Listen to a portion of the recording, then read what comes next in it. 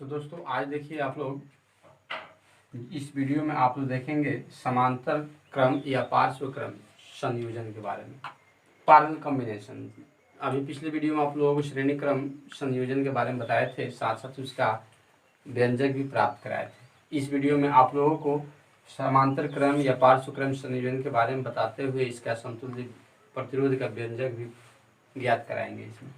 तो देखिए सबसे पहले बता दें कि समांतर क्रम या पार्श्व क्रम संयोजन क्या होता है, यानी पैरेलल कॉम्बिनेशन के बारे में। तो देखिए यहाँ बता देते हैं कि जब दो या अधिक के प्रतिरोधकों को इस प्रकार जोड़ा जाए कि प्रत्येक प्रतिरोधक के सिरों पर विभवांतर के मान आरोपित विभवांतर के समान हो, तब इसे पार्श्व क्रम या समांतर संयोजन कहते हैं। तो दोस्तों देखिए इसमें क्या होता है कि यहाँ देखिए तीन प्रतिरोधक आपको यहाँ जोड़ा गया है। पहला प्रतिरोधक का प्रतिरोध R1, दूसरा का प्रतिरोधक का प्रतिरोध R2, तीसरा प्रतिरोधक का प्रतिरोध R3 है। और इन तीनों प्रतिरोधकों को एक दूसरे से यहाँ इस बिंदु पर और इस बिंदु पर जोड़ दिया गया है। अब इससे क्या होता है, यहाँ से इन प्रतिरोधकों के सिरों के बीच विभवांतर उत्पन्न करने के लिए हम एक क्या करते हैं कि किसी सेल या बैटरी से इस पर विभवांतर आरोपित करते हैं। तो क्या होता है कि इनके सिरों के बीच, प्रत्येक प्रतिरोधकों के सिरों के बीच आरोपित विभवांतर जो भी है, इस पूरे ये परिपथ में जो आरोपित विभवांतर हो रहा है संयोजन में, उस विभवांतर भी के ही बराबर हो रहा है। लेकिन यहाँ से एक धारा आई जाती है, लेकिन यहाँ जाकर जहाँ संधि है, यहाँ जुड़ा हुआ है प्रतिरोधक, वहाँ से ये तीन परिपथों में बढ़ जाती है, I1, I2 और I3 में। तो दोस्तों इस तरह से आप लोग देख रहे हैं कि जब दो या अधिक प्रतिरोधकों को इस प्रकार जोड़ा जाए कि प्रत्येक प्रतिरोधक के सिरों पर विभवांतर के मान आरोपित विभवांतर के समान हो, तब इसे समांतर क्रम या पार्श्व क्रम संयोजन कहते हैं। तो ये आप लोग पार्श्व क्रम या समांतर क्रम संयोजन के ये देख लिए फिगर।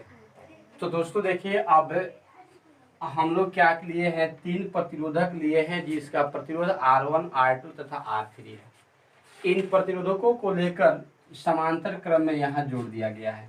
और इसी को देखते हुए हम यहाँ लिख दिए हैं कि माना कि R1, R2 तथा R3 प्रतिरोध वाले तीन प्रतिरोधकों को समांतर या पार्श्व क्रम में जोड़ा गया है, जिनके सिरों के बीच विभवांतर भी है। सेल से निकलने वाली धारा I संयोजन बिंदु A पर तीन भागों I1, I2 तथा I3 में विभाजित होकर क्रमशः R1, R2 तथा R3 में R3 प्रतिरोध वाले प्रतिरोधक से प्रवाहित होती है। तो आगे बढ़ते हैं तो देखिए क्या होता है, ओम का नियम यहाँ अप्लाई होता है। ओम के नियम से आगे बढ़ते हैं तो समझ लीजिए यहाँ क्या है कि R1, R2 तथा R3 प्रतिरोध वाला ये तीन प्रतिरोधक है, जिनका प्रतिरोध तो R1, R2, R3 ही है। अब क्या करते हैं कि इनको एक दूसरे के साथ जोड़ते हैं समांतर क्रम में। ऐसे जोड़ते हैं यहाँ की जो इनके सिरों के बीच आरोपित विभवांतर होगा, इससे इन सिरों के बीच जो विभवांतर होगा, ये आरोपित विभवांतर सेल द्वारा आरोपित विभवांतर के बराबर होगा।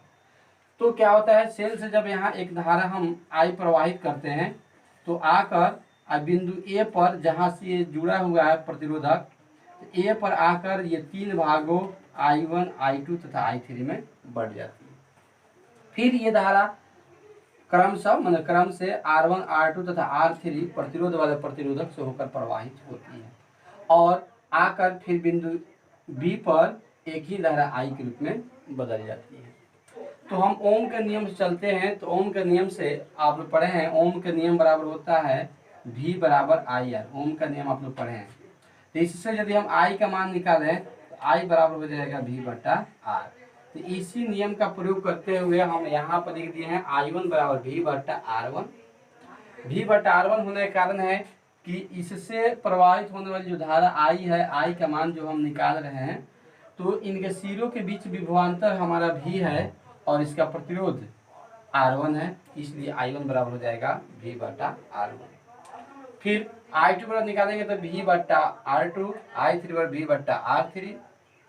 ये हमारे तीनों परिपथ से प्रवाहित होने वाली धारा का मान निकल गया। लेकिन बात यह है कि जो I1 I2 और I3 है कुल धारा I के योग के बराबर हो, I के बराबर होगा, अर्थात I बराबर हो जाएगा I1 plus I2 plus I3। अब हम I1 का मान यहाँ पुट कर देते हैं, तो I1 का मान हो जाएगा V बट्टा R1, यहाँ I2 का मान हो जाएगा V बट्टा R2, I3 का मान हो जाएगा V बट्टा R3। तो दोस्तों इसके बाद हम आगे जब बढ़ते हैं, इस इतना मान पुट करके जब आगे बढ़ते हैं तो देखिए क्या लिखते हैं, यदि आरोपित विभवांतर भी, मतलब ये सेल द्वारा जो आरोपित विभवांतर है ये भी, तथा परिपथ जो है ये जितना परिपथ है इस परिपथ का समतुल्य प्रतिरोध RP हो, तो I बराबर हो जाएगा V बट्टा RP। इस तरह से हम आगे जब बढ़ते हैं तो यहाँ I के जगह पर हम लिख सकते हैं V बटा RP बराबर, ये जहाँ देख रहे हैं इनमें से आप ऊपर से अंश से V कॉमन लेते हैं, तो V कॉमन लेंगे तो V इंटू हो जाएगा 1/R1 plus 1/R2 plus 1/R3। फिर V से भी आप एक बार में काट सकते हैं, तो हो जाएगा 1/RP बराबर 1/R1 plus 1/R2 plus 1/R3। यही आपका समांतर क्रम या पार्श्व क्रम संयोजन का व्यंजक होता है। तो देखिए आप मिश्रित संयोजन जो कि आप लोग पढ़े थे 3 नंबर प्रतिरोधकों के संयोजन की जो ये विधि है, तीसरा विधि है मिश्रित संयोजन, मिक्स्ड कॉम्बिनेशन, और चौथा आप लोग पढ़े होंगे नेटवर्क संयोजन, जो पहले वीडियो में इसकी जानकारी हम दिए थे। तो अब हम ले चल रहे हैं मिश्रित संयोजन के बारे में। मिश्रित संयोजन क्या है, किसे कहते हैं, इसके बारे में देखिए। तो जब प्रतिरोधकों के संयोजन में श्रेणी क्रम संयोजन तथा समांतर क्रम संयोजन एक साथ उपस्थित होते हैं तब उसे मिश्रित क्रम संयोजन कहते हैं। मिश्रित नाम से ही पता है कि इसमें समांतर क्रम संयोजन और श्रेणी क्रम संयोजन दोनों एक दूसरे के साथ मिलकर ही चलता है।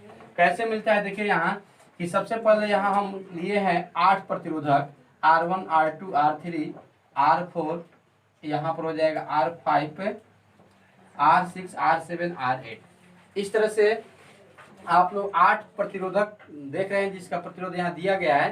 तो इनमें से पहले 3 प्रतिरोधकों को लेकर हम श्रेणी क्रम में जोड़ दिए हैं, फिर 2 प्रतिरोधकों को लेकर श्रेणी क्रम में जोड़ दिए हैं, फिर 3 प्रतिरोधकों को लेकर श्रेणी क्रम में जोड़ दिए हैं। इस तरह से जो हमारा प्राप्त हुआ है ये इसका जो समूह, इसको लेकर फिर हम इसको समांतर क्रम में जोड़ दिए हैं। यहाँ देखिए फिर तीनों को लेकर समांतर क्रम में जोड़ दिए हैं।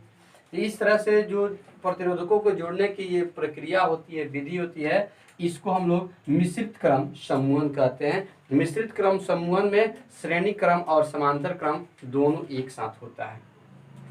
अगला है चौथा नेटवर्क संयोजन, नेटवर्क कॉम्बिनेशन। तो जब प्रतिरोधकों के संयोजन को श्रेणी क्रम तथा समांतर क्रम में तोड़ पाना संभव न हो तब इसे नेटवर्क संयोजन कहते हैं। जैसे यहाँ देख लीजिए, ये न पता लगता है, ये भी पता नहीं लग पाता है कि ये श्रेणी क्रम में है कि संयोजन क्रम में जुड़ा गया है। इस तरह से जो बेतरतीब ढंग से जुड़ा गया है प्रतिरोधकों को, इसी को हम लोग नेटवर्क संयोजन कहते हैं। तो देखिए बता देते हैं कि आप लोग श्रेणी क्रम संयोजन है, 1 नंबर पढ़े होंगे, 2 नंबर समांतर क्रम संयोजन, और तीसरा पढ़े होंगे आप लोग मिश्रित क्रम संयोजन। ये तीनों जो होता है इसको हम लोग क्या कर सकते हैं, इनको हम लोग ओम के नियम से इनके प्रतिरोध को प्राप्त कर सकते हैं। लेकिन बात ये होता है कि जब चौथा आता है नेटवर्क संयोजन, तो नेटवर्क संयोजन के जो समतुल्य प्रतिरोध होता है उसको हम लोग ओम के नियम से नहीं ज्ञात कर पाते हैं। इसके लिए किरचॉफ के नियम का प्रयोग किया जाता है, जो कि इसके लिए अगला वीडियो में जानकारी आप लोगों को देंगे।